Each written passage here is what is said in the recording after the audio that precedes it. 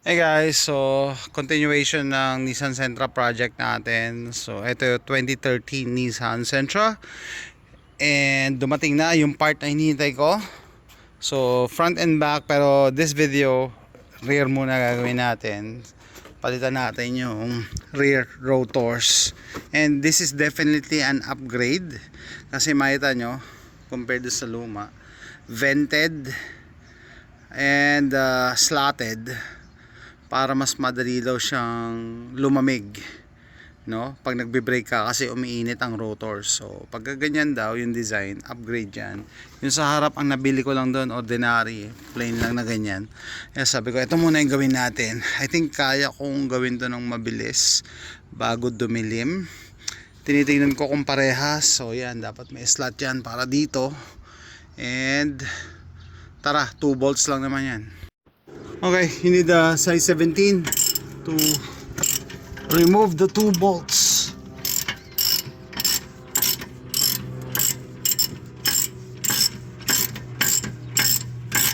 Okay, with the 2 bolts removed, okay, this has not been. We're ready to take off the caliper, and I use a bucket. I replaced the brake pads a couple of months ago, maybe 2 months ago. Next, take this off.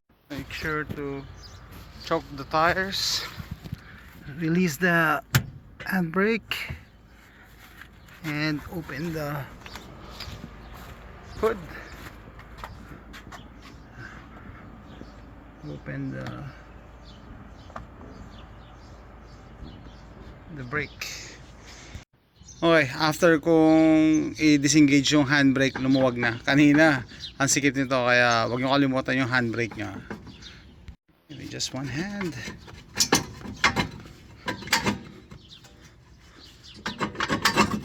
Yeah, there you go. Okay, now is the time to clean your brake.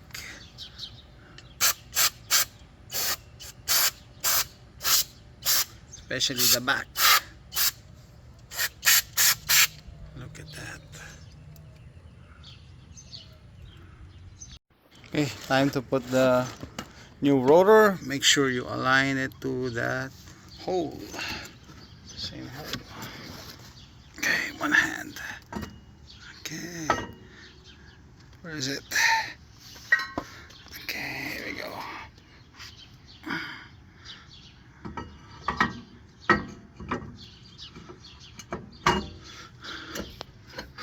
There you go. Yep, it's aligned. Okay, so this will not fit because this is new, so we need to compress this. Hey guys, ganito ginagawa ko pag compress ng brake caliper.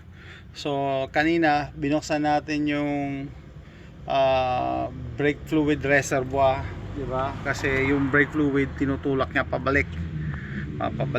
So ayan, mamaya babalik natin to, mas malaki na yung space, mas malaki na yung gap.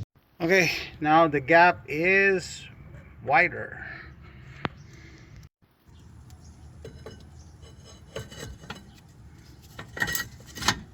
Perfect. Now just return the 2 bolts. Okay guys, looking at the instructions, mukhang mali ako. Passenger side, dapat ganito. Directional pala to. Directional.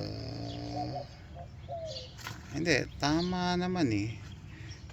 Hindi ko tama naman itong ano, the vane design. Pero yung slot, iba. Okay. Hindi, nakakalito lang. Kasi hindi ko alam kung mag-i-scoop ba siya ng air. Ito ba yung pang-scoop niya ng air? Kailan yata yung isa gamitin ko. It has a code. L, left side of the vehicle. And then R, right side. Right side is driver side. Switch.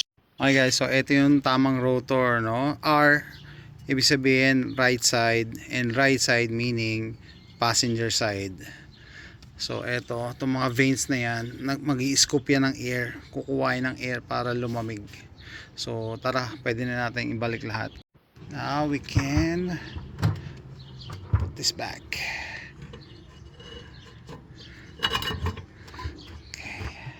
Okay, hand tighten first.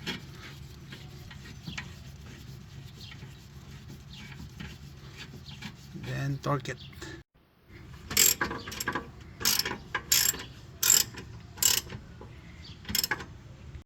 And last but not the least, the cover. Okay. Okay guys, nagulat ako, ganun lang pala kadali, no? Sa madali talagang mag-ayos ng mga sedan as compared sa mga SUVs or trucks kasi mas maliliit yung pyesa, mas hindi gaanong kahigpit yung mga bolts as compared to SUVs and bigger vehicles. So yan, mako-compare nyo, no? So pag umaandar, kukuha siya ng hangin para lumamig yung rotor as compared sa solid lang. June na rin siguro palitan to. Straight pa naman siya pero mas upgraded.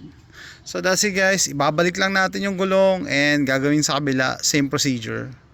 So kung nagustuhan nyo yung video na to, no, daan-daan kong pinapaganda tong Nissan Sentra, not only in looks but in function and safety. Mas safe na ngayon. That's it guys, thanks for watching.